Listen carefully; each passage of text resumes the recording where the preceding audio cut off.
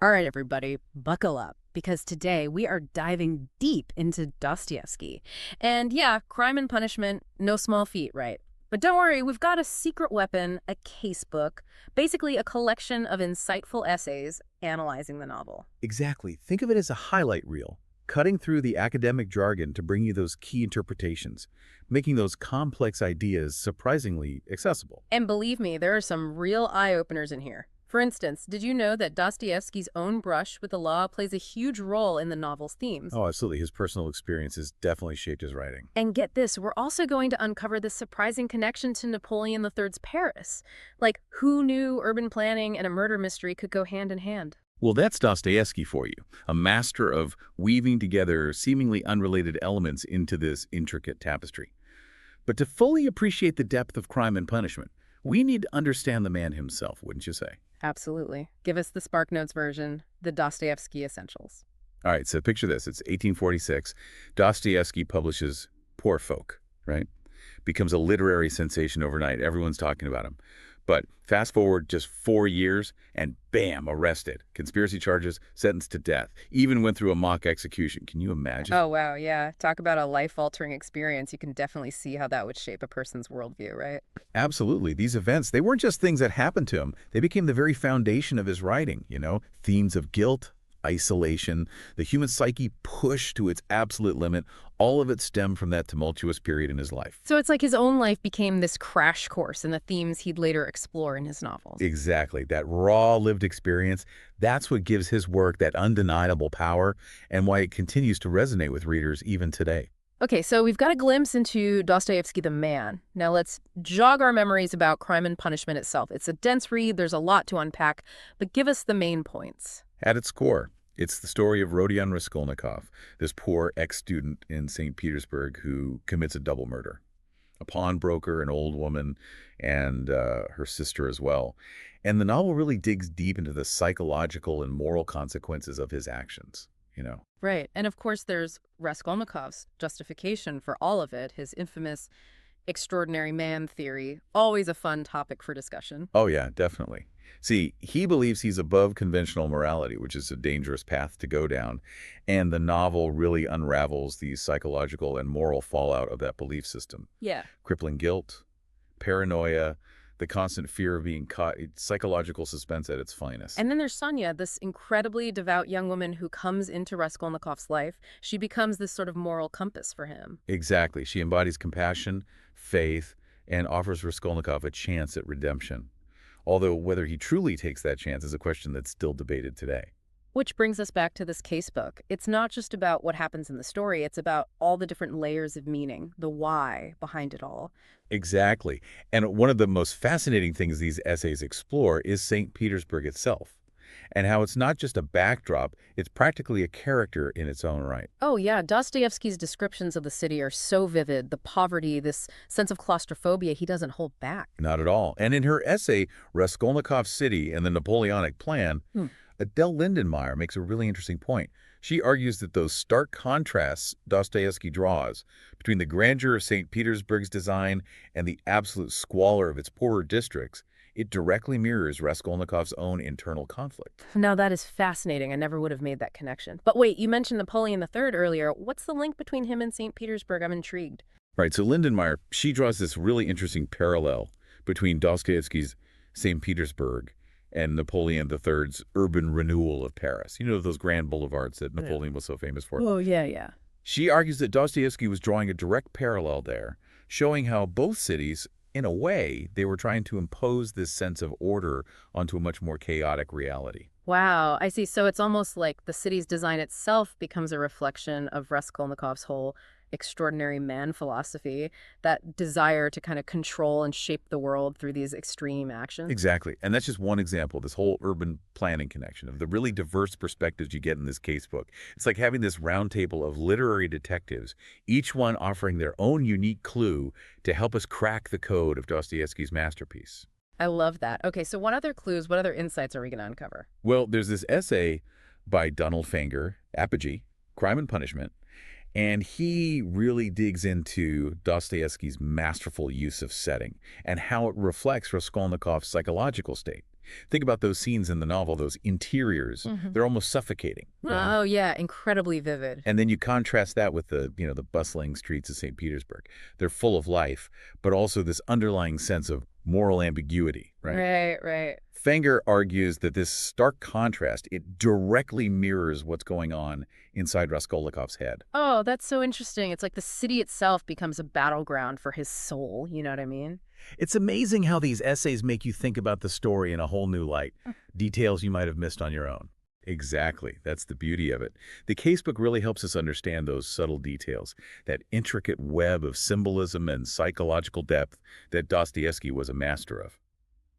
And speaking of psychology, there's Edward Wasyolek's essay, Raskolnikov's Confession. Right, that's where Raskolnikov finally confesses his crimes to Sonia, a pivotal moment in the story. Absolutely, but Wasyolek throws a real curveball. See, he argues that Raskolnikov's confession, it's not simply about guilt or seeking atonement, but rather this kind of twisted need to confirm his own freedom, like he's defying societal norms, even in the act of confession. Wait, so he's not just looking for forgiveness, he's trying to validate his actions, even as he's being punished for them. Precisely. Wasyolek challenges this traditional idea of, Raskolnikov following this simple path from crime to repentance. He paints a much more complex picture, a man wrestling with this deeply warped sense of morality. See, this is what I love about this casebook. It makes you re-examine everything you thought you knew about the novel. Okay, what else? What else do we have? Well, Richard Peace, in his essay Motive and Symbol, dives into this fascinating world of doubles and symbolic figures in the novel. Yes, I noticed that. There are so many characters that seem to mirror different aspects of Raskolnikov himself. It's like his psyche is fragmented and reflected in everyone around him. Precisely. And Peace points out these connections, how these characters, they operate as these doubles, each embodying a specific aspect of Raskolnikov's internal struggle. Like Zvrgalov, for instance. Zvrgalov, yeah. He represents this kind of cynical self-interest. Right. And then you have Sonia at the opposite end of the spectrum representing selfless compassion. So it's this constant push and pull, this battle between darkness and light, selfishness and the possibility of redemption. Exactly. And Peace argues that by recognizing these doubles, these symbolic figures, we can uncover this deeper, almost allegorical layer to the novel. It's like Dostoevsky is communicating on multiple levels. That's true. It's like having a decoder ring for Dostoevsky's genius. Okay, what other hidden layers are we going to unlock today?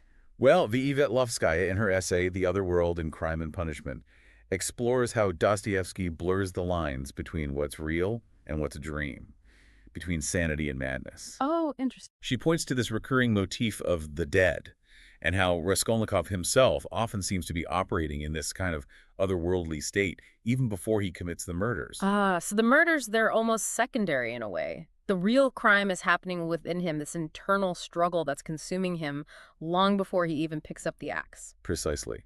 Vyetlovskaya argues that the novel functions on this psychological and spiritual level, and that Raskolnikov's mental state is just as important, if not more so, than his physical actions. It's incredible. Each one of these essays adds this whole new dimension to the story. And to wrap up our deep dive into the casebook, we have Tatyana Kasatkina's essay, The Epilogue of Crime and Punishment.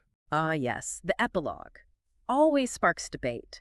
Some find Raskolnikov's transformation too abrupt, too convenient. I'll admit, I always found it a little ambiguous. Is it true redemption or wishful thinking on Dostoevsky's part? That's exactly what Kasatkina digs into, and her interpretation is really fascinating. See, she argues that Sonia, in the epilogue, becomes this sort of literal icon for Raskolnikov.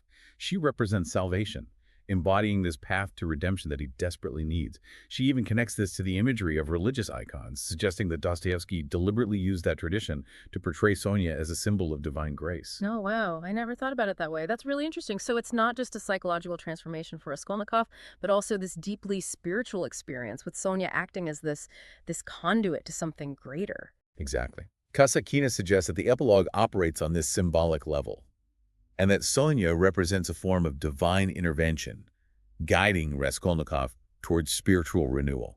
I am blown away. Seriously, I never would have interpreted it that way on my own. This casebook, it's like having a backstage pass to Dostoevsky's mind. It really makes you appreciate Dostoevsky's genius, right? He didn't just write a crime novel. He created this profound exploration of the human condition. Exactly. He forces us to confront these uncomfortable truths about ourselves, about guilt, morality, the weight of our choices.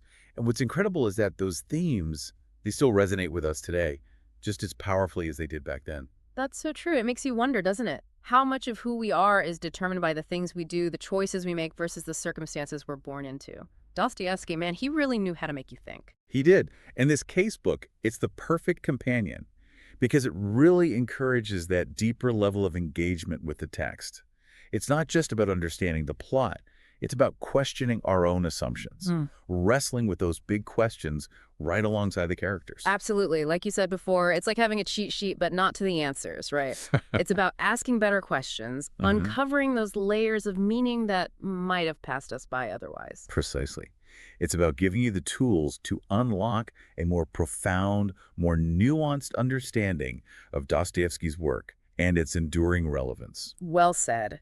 This deep dive into Crime and Punishment has been incredible. I feel like I need to go back and reread it with all of these new insights in mind. It's been a pleasure to guide you through it. But before we let you go, I do have one final thought-provoking question for you and for all our listeners out there. We've discussed all these different interpretations, these different lenses through which to view Raskolnikov's journey. So the question is, how much of his transformation in that epilogue do you believe is truly genuine redemption? Is it really a change of heart? Or is it possible that he's still in some way deceiving himself? Wow, that is the million-dollar question, isn't it? And I think that's the mark of a truly great writer. Dostoevsky, he doesn't give us easy answers. He makes us work for it. He forces us to confront those complexities head on, just like in real life. Exactly. It's something to ponder long after you finish the book, for sure. And on that note, we'll leave you all to contemplate the depths of Crime and Punishment. This has been a deep dive for the books.